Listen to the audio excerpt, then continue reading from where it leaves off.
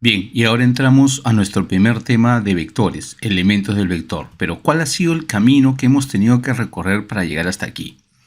Bien, primero aprendimos sobre las magnitudes físicas y vimos que en su clasificación, según su naturaleza, hay escalar y magnitudes vectoriales. Es ahí donde aparece el término vector por primera vez. Las magnitudes vectoriales, aparte de tener un valor numérico, una unidad de medida, necesitan de una dirección para quedar plenamente definidas. Y se pueden representar y operar a través de un elemento matemático llamado vector. Entonces, frente a la pregunta ¿por qué estudiamos, para qué estudiamos vectores? En física estudiamos vectores para trabajar con magnitudes físicas vectoriales. Por ejemplo, la fuerza que se mide en Newton, la velocidad en metros por segundo, la aceleración en metros por segundo al cuadrado, el desplazamiento en metros. Por ahora son las que necesitamos conocer. Entonces, todo lo que aprendamos para vectores lo estamos aprendiendo para las magnitudes vectoriales. Entonces, finalmente, ¿qué es un vector? Es un ente, es un elemento matemático. O sea, en realidad no pertenece a la física propiamente dicho. Pertenece a la rama de la matemática, solo que en física lo necesitamos por las razones anteriormente explicadas. Este está representado por un segmento de recta orientado, lo que en palabras sencillas denominaríamos o observaríamos como una flecha. Y esto nos va a servir para representar, una vez más lo repito, a las magnitudes físicas de tipo vectorial. Por ejemplo, si queremos analizar el movimiento de una motocicleta durante su desplazamiento, podemos usar magnitudes escalares, como por ejemplo la temperatura del motor, el volumen, la capacidad donde vamos a echar la gasolina, en este caso a la motocicleta. Podremos averiguar también de la masa del sistema hombre-motocicleta. Sin embargo, por ahora nos interesan las magnitudes de naturaleza vectorial. Por ejemplo, el desplazamiento, la fuerza de rozamiento, el peso, la velocidad, la aceleración. Luego en cinemática analizaremos qué significa que la velocidad y la aceleración vayan en direcciones opuestas, por ejemplo. Entonces, todo vector se representa a través de una letra minúscula o mayúscula y en la parte superior lleva un sombrero. Esta es una flecha dirigida hacia la derecha. Por favor, observa que independiente de la dirección del vector, la letra que lo representa tiene una flecha, un sombrero, apuntando hacia la derecha. Es una notación ya establecida.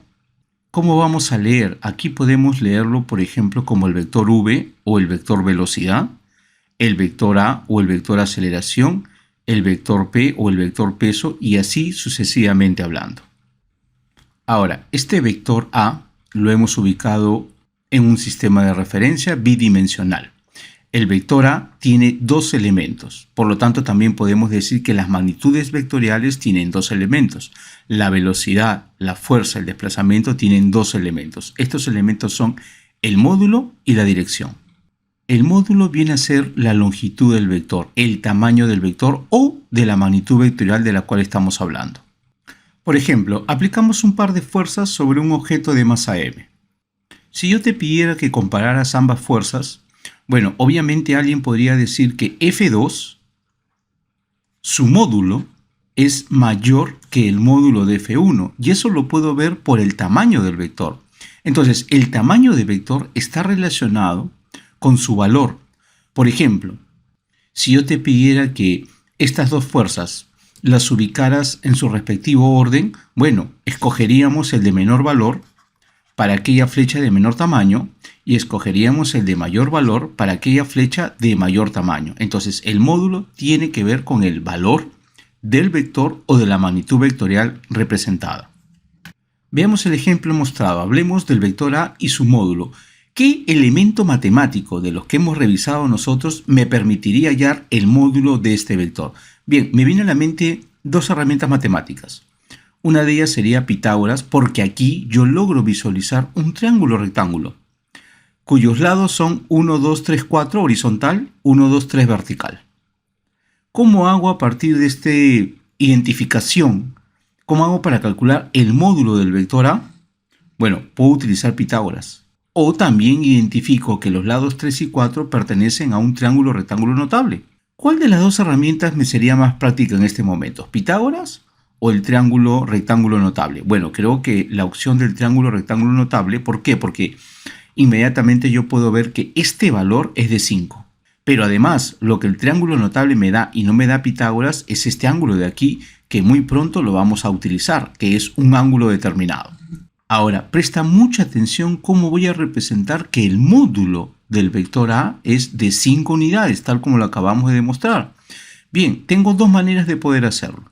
La letra con su sombrero entre un par de barras, que no es valor absoluto, por favor, o simplemente la letra sin su sombrero. Ambas representaciones son equivalentes, las puedo utilizar de manera indiferente. Una no es correcta, la otra incorrecta. No, ambas son correctas. Ahora, ¿por qué U? Bueno, lo que pasa es que este vector desconozco si está representando una magnitud vectorial o no. Si no lo estuviera haciendo, simplemente sería 5 unidades o simplemente 5. Pero si este vector estuviera representando una velocidad, sería 5 metros por segundo. Si estuviera representando una fuerza, sería 5 newton. Si representara una aceleración, sería 5 metros por segundo al cuadrado. Si representara un desplazamiento, simplemente sería 5 metros. Entonces, por favor, no confundas vector A, que tiene dos elementos, y módulo del vector A, donde se refiere a uno de esos elementos. Una observación importante es que no existen módulos negativos. El módulo del vector siempre va a ser una cantidad positiva. La dirección de un vector dice estar representada a través de un ángulo medido en sentido antihorario en contra de las manecillas del reloj desde una recta horizontal X positiva. Entonces, aquí, por ejemplo, tenemos la recta horizontal X positiva, que la podemos imaginar aquí, medido en sentido antihorario. Listo, este ángulo de aquí representa la dirección del vector. Que si hago una analogía, puedo observar que el valor del ángulo θ es de 37 grados. Entonces, observa. Aquí tengo un vector que tiene como módulo 5 y como dirección 37 grados. Por favor, la notación es muy importante que la reconozcas. Para hablar de dirección vamos a usar el ángulo θ. Θ de A, θ de B o θ de C. En este caso, θ de A, la dirección de A es igual a 37 grados por las razones matemáticas explicadas anteriormente. Bien, ahondemos un poco más. Para hablar de la dirección del vector te presento el cuadrante trigonométrico. No confundir con el sistema de referencia XY.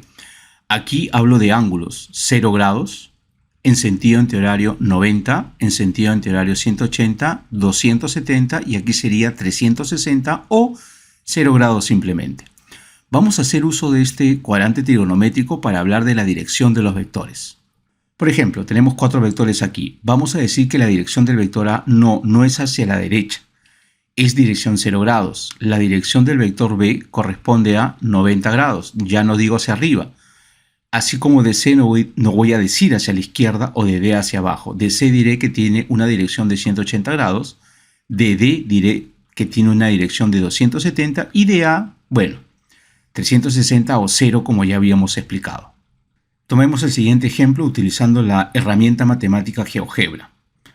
Acá tenemos el primer cuadrante. Este de aquí sería el segundo cuadrante. Este sería nuestro tercer cuadrante y tenemos aquí al cuarto cuadrante. Primero, segundo, tercer y cuarto cuadrante. Por ejemplo, el vector mostrado está en el primer cuadrante. ¿Qué significa?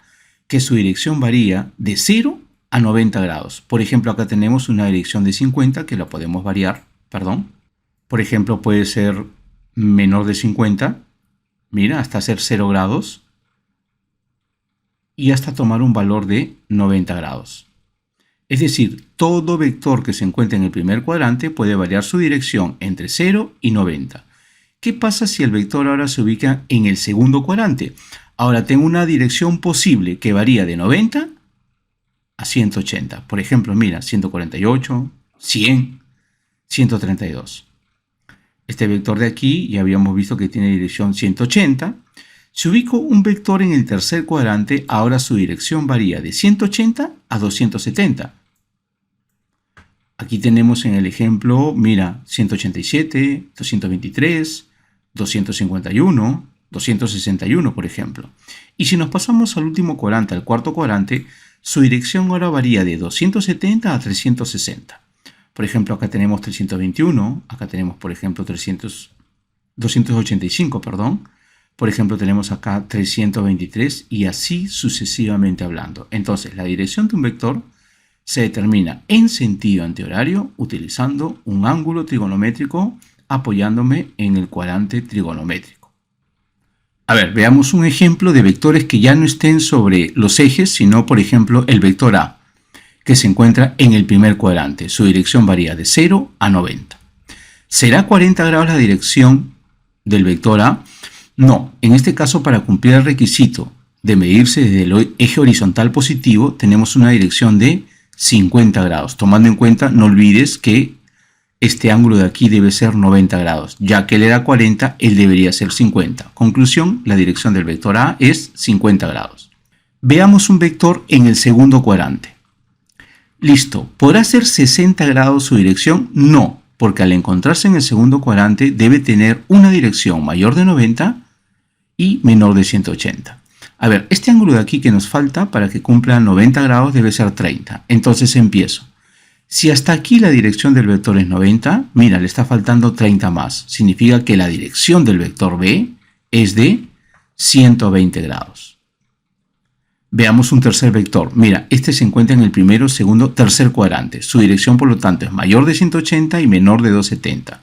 Nuevamente voy a cumplir la propiedad que todo esto debe ser 90 grados, por lo tanto debería ser 20. Entonces, si hasta acá tengo 180, le agrego 20 más y por lo tanto tengo una nueva dirección de 200 grados.